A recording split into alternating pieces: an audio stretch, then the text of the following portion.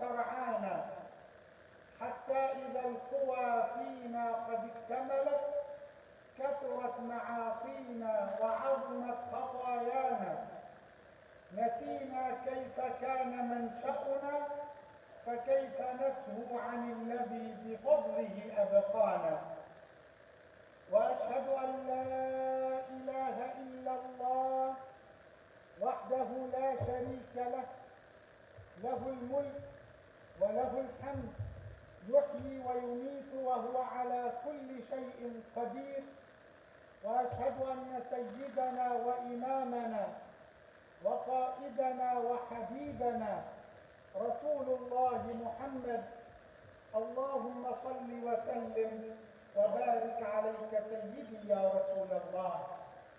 All praise is due to Allah subhanahu wa ta'ala. Peace and blessings be upon the Prophet Muhammad sallallahu alayhi wa sallam.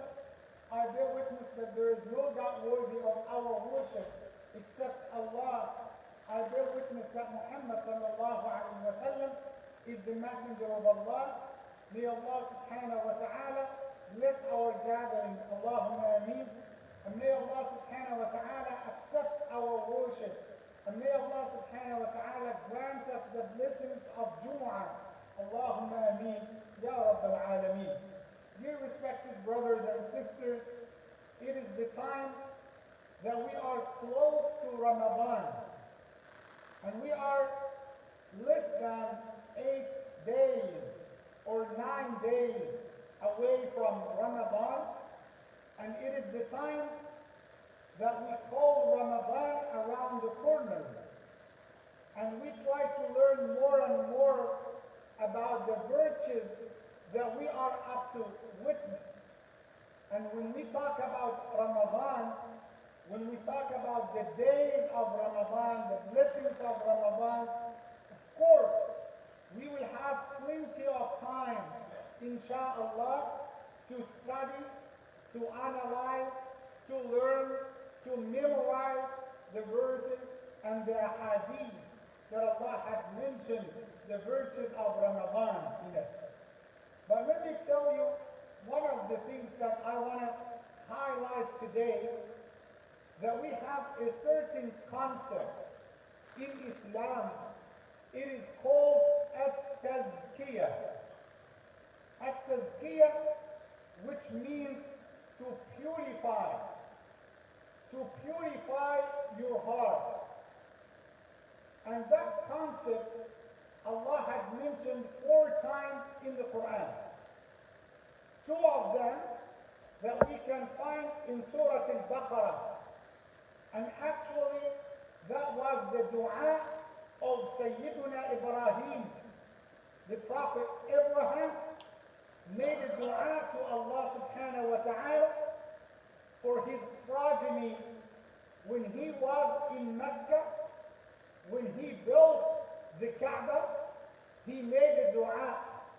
He said, Rabbana, our Master, وَبَعَثْ فِيهِمْ رَسُولًا, send to those people a messenger from themselves, means the Prophet Muhammad sallallahu alayhi wa sallam. And let that messenger do the following. Let him recite your verses upon them. Let him teach them the Quran, al-Kitab, the book, wal-Hikmah, and the wisdom. Some of the scholars, they define the wisdom as the sunnah of Rasulullah Muhammad. So now 3 issues. Number 1, to recite your verses. Number 2, to teach them the book. Number 3, to teach them the wisdom. And number 4, to purify their hearts. What's the word that Allah had mentioned in the Quran 4 times? Allah said, وَيُزَكِّيهِمْ. Let him teach them tazkiyah. So it is one of the principles in Islam to concentrate on the term and that word, what is called purification. To purify your heart. And when we talk about purification, we think it's something can happen in a minute. Just you press the button and then you could purify your heart. But we could tell you today that it is a process. If you wanted to purify your heart, it's a process. You need to follow certain procedures to be able to purify that heart. And let me give you two examples. Imagine if you have a container and that container has dirt inside it. Could you eat or put your food in that container? Of course not. You need to purify, you need to clean that container. Otherwise, it will not be good for food. The second example, imagine if we have a person who has a wound.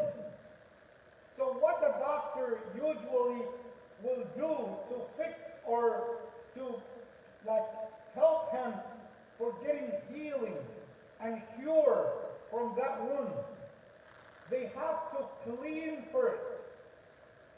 And then they have to be aware that nothing of microbes, nothing of viruses could come near to the wound. And then they start giving the medicine which will heal the wound. Imagine that we are, since last Ramadan till today, our hearts has wounds in it. Our hearts got some dirt, got some filthy stuff. And let me tell you how Allah has created us. Allah, by default, by nature, He created us with a heart which is like a crystal vase. That heart, shining, pure, glittering. It is the heart that Allah by default has created it clean, pure. That's why, look at the hearts of the young ages right now. They are pure, pure in their expressions, pure in their love, pure in their intentions.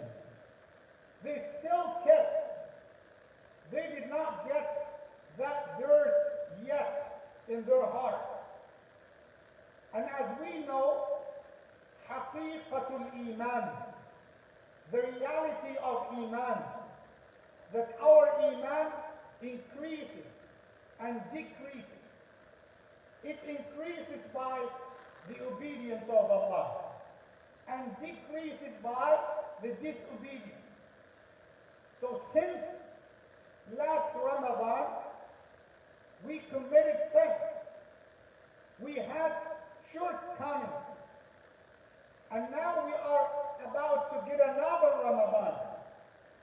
So could you imagine that you have wound and it has dirt, it has bad stuff on it? Could you enter to Ramadan with that container? Your heart is like the container. And maybe, till now, you did not comprehend the importance of your heart. You think it's all about action. I can tell you something different. It is all about intention. It's all about your heart. It's all about that piece of flesh. Rasulullah sallallahu alayhi wa sallam said in the authentic hadith, أَلَا إِنَّ فِي الْجَسَدِ مُضْغَةٍ إذا صلحت صلح الجسد كله وإذا فسدت فسد الجسد كله ألا وهي القلب. Rasulullah sallallahu alayhi wa sallam said, there is a piece of flesh inside the body. If it was good, so the rest of the body will be good. If it was corrupted, then the rest of the body will be corrupted, will be bad. Then he said clearly, it's your heart, the source of your iman. If I wanted to tell you right now, could you examine, could you check, could you scan your heart right now and see and tell yourself clearly how much the percentage of your iman right now in your heart? And try to compare that percentage with your iman last Ramadan. There is a big gap. That's why our mission today is to purify that crystal vase. We want it to shine again as Allah had created it. You had lots of filth, dirt, spots, as the Prophet Muhammad sallallahu alaihi wasallam said in the authentic hadith, that every sin that we commit, it has a black dot in the heart. So now you can imagine a crystal vase, and then you committed a sin, then you will get a black dot, splash, spot, black one, inside the heart. Could you imagine sin after sin after sin? Now, some of the hearts, not only black, but they got layers and layers of darkness on it. That's why you might find people, no matter what they hear from the Quran or the Hadith, still they have layers of darkness. The verses of Allah cannot penetrate their hearts. Allah subhanahu wa ta'ala said about the believers, the companions of Rasulullah Muhammad, وَإِذَا تُلِيَتْ عَلَيْهِمْ آيَاتُ زَادَتْهُمْ إِيمَانًا. Whenever they hear the verses of Allah, it will increase their iman. Another verse, Allah said, الَّذِينَ إِذَا ذُكِرَ اللَّهُ وَجِلَتْ قُلُوبُهُم. Those, if Allah were remembered in front of them, if the name of Allah was mentioned in front of them, their hearts are getting shaked. Wajilat. But let me remind you of that expression that Allah had mentioned in Surah Al-Mutaffifin. Allah said, كَلَّا بَلْ رَانَ عَلَى قُلُوبِهِمْ. And the word rana means there are layers of darkness and the heart became rusty. The heart became rusty. So now, Imam, what's the solution? How could I scratch my heart and clean it? How can I get it back crystal vase like what Allah has created? How can I purify my heart so I will be ready for Ramadan? And let me just go a little bit beyond the limits. That some people think that, you know what, even if I came to Ramadan, I didn't achieve the most of the month, what did I lose? Let me tell you what did you lose. Rasulullah sallallahu alayhi wa sallam said in the authentic hadith, بَعُدَ من أدرك رمضان فلم يغفر له. He will be out of the mercy of Allah. The one who will witness Ramadan, and Allah will not forgive him his sins. And Allah will not forgive him. Means, if Ramadan came and you did not show Allah the best of you, so what else left to show Allah the best of you? In which occasion? This is Ramadan, the month of Jannah. You could make it to Ar-Rayyan in this month, the month of competition, the month of your worship, the month of zakah. That's the real competition, to show Allah the best of you at this month. This is the month that Allah, His Messenger, Siyam, Quran, dhikr has to be first, has to be number one. This is the month that you need to camp, that you need to charge your batteries of Iman. This is the month that you need to show Allah that you are a good servant. But how come? How could I purify my heart? I told you, it's a process.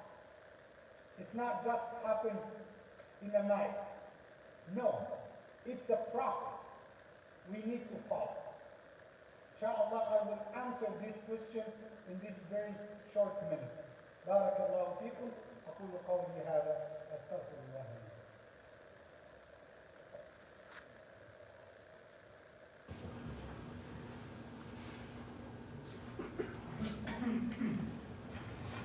الحمد لله رب العالمين، والصلاة والسلام على أشرف المرسلين سيدنا محمد وعلى آله وصحبه أجمعين. وبعد, as we mentioned, it's a process to purify your heart. And imagine the container that I told you about. Imagine the wound that the patient or the person had. If you wanted to cover the wound with its filth, with its dirt, it's not going to get healing. But you need to clean. So number one, if you wanted to purify that heart, and still we have time. You are not late. You are not behind. You are not running behind. Still you have time. These 7 days, these 8 days, you need to work on yourself.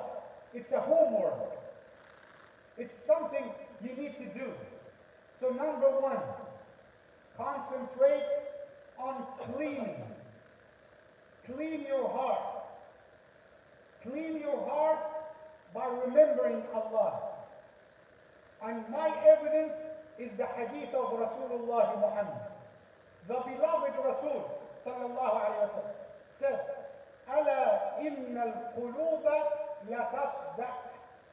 The hearts are getting rusty. And the companion said, وَكَيْفَ جِلَاؤُهَا? And how to clean it? He said, ذِكْرُ اللَّهِ, by remembering Allah.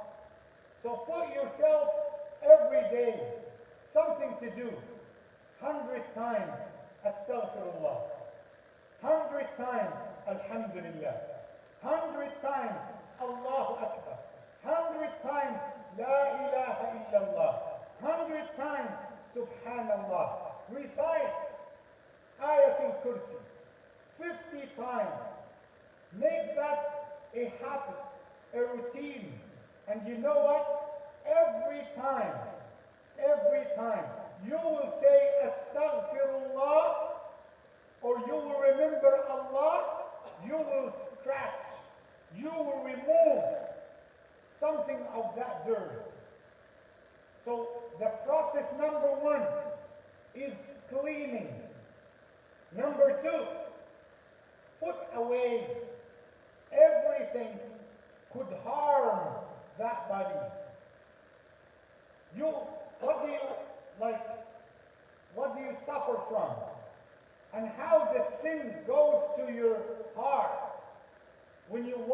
a TV, for example, when you are surrounded by a bad company, when you are listening to the whispers of the shaitan, stay away and strive as much as you can, and try not to commit sin during these days.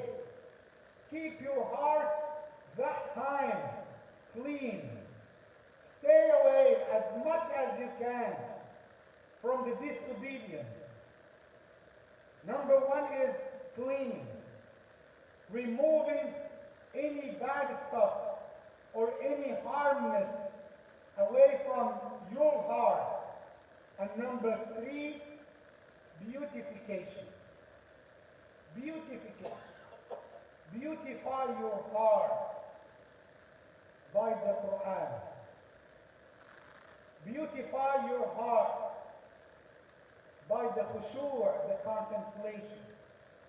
Beautify the heart to have Allah in your heart, to have His presence in your heart. Get the taqwa of Allah in your heart. Get the consciousness of Allah in your heart.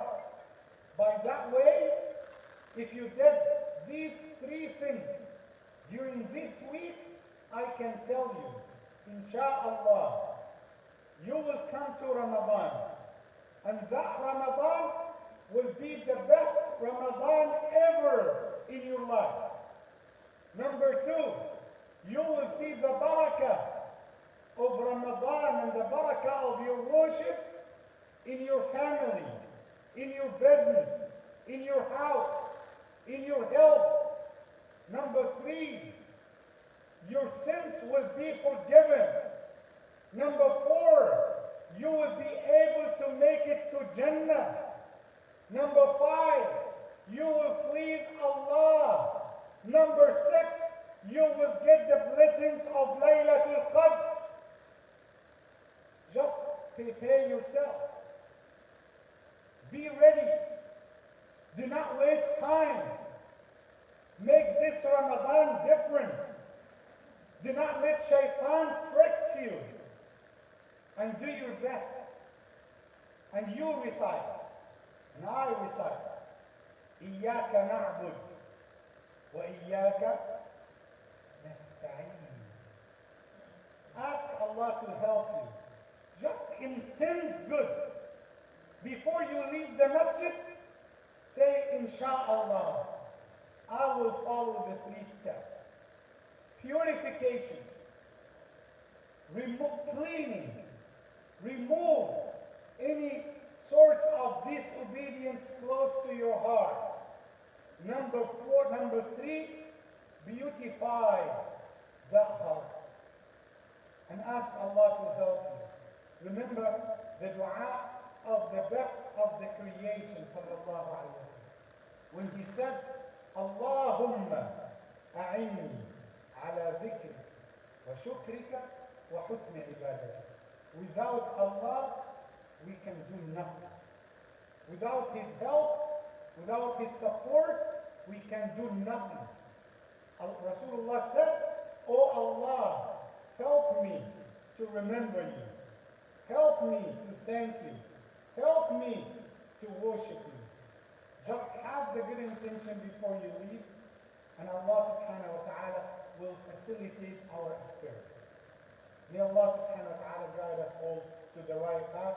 I just wanted before the dua to remind and urge each and every one. We have a chance in our masjid here to get millions and millions of hasanat. And alhamdulillah, you know, our hafiz here in this masjid, and may Allah protect all of us and protect our community members, Allahumma ameen. And may Allah guide us to get the right decisions, Ya Rabb al-Alameen. As you know, we have the iftar, the daily iftar in Ramadan. And we have the board here on that gate, next to that gate, to fill out your names. So you could sponsor a day. You or a brother, you can share a day. And you know, it has lots of rewards. Imagine if you will feed 300, 400 people at that day, you will get 300 or 400 days of fasting in reward. Could you imagine these equal how many Ramadans? How many Ramadans? You could multiply your own reward by 10, by 11, by 20. When you feed people, you will get the same reward as they get exactly by their fasting. So try to like contribute. Put your name. And I just wanted, some people are aware of calculating and seeing how much, and they are so picky. They are so picky with Allah in calculation. I have limit. If it will cost that, I will agree. If it not, I will not agree. Just I will remind myself and you as well. Do you think when Allah had given you, that Allah subhanahu wa ta'ala calculated like what you calculate with Allah? Do you think like Allah gave to you little and very little, or He was Kareem to you? Of course, Allah is Al-Kareem with all of us. Show Allah your generosity and put your name. And I'm pretty sure that inshallah before Ramadan, we will get all these names done before Ramadan, as we have amazing community. May Allah bless us all. Allahumma ameen. Jazakumullahu khairan. Allahumma